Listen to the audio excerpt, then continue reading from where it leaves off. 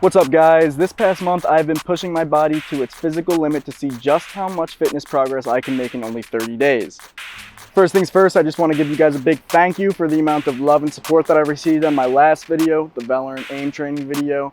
If you guys haven't seen it, link is going to be in the description. It is definitely worth checking out.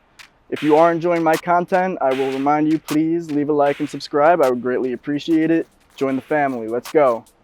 Men and women have been pushing their bodies to the limit for quite some time now. Just look back in history. People like Roman gladiators, bodybuilders, strongmen, Olympians, all of them have been proving that with extraordinary discipline, extraordinary results can be achieved. Now there are two things that are going to be affecting my progress the most, and that is namely my training and my diet. So let's talk a little bit about both of those, and then we can come up with a plan with what we're going to do. For training, I am following a program called the 6-week Candito training program. I found it on an app called Boost Camp, which lets me track all of my workouts. That way we'll be able to see if we're making strength progress from day 1 compared to day 30. For my diet, I'm going to be aiming for 2,500 to 3,000 calories every day. Of those calories, about 160 grams of protein every day. That way my body can undergo protein synthesis.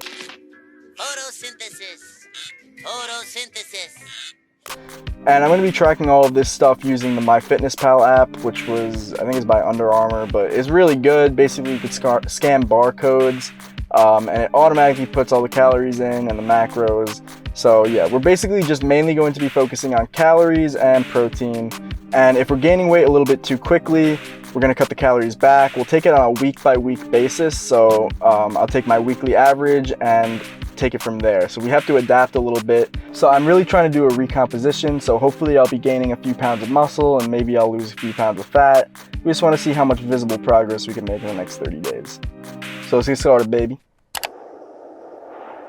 Alright, so we gotta make sure we get all our nutrients in so we can grow in all the right places. So we're gonna add some milk into our inventory for the calcium. I'll be drinking about 2 or 3 cups of that a day in a protein shake and cereal. I'll also be adding some frozen fruit to the cart to satisfy my sweet tooth with some natural sugar at night. Grab some frozen veggies here as well for my chicken dinners, and next we'll head over to the beverage aisle for some protein shakes. I use these to mix with my coffee. Yummy. Now I do about 1 shopping trip a week, so this should be sufficient to last me around 7 days. If we want to grow, we're going to need some meat in our mouth as well, and not just any meat. I prefer the top-round steak for its price and its flavor profile, and you can't have your meat without your breast, so we'll add some juicy breast to our satchel as well. When I'm not eating protein, I'll be enjoying some peanut butter and jellies, so we'll grab all that shit, and finally, we'll pick up some rice for carbs in our dinner. The Seeds of Change brand is fucking incredible. I can't rave enough about it. This has been a typical weekly shopping trip brought to you by me.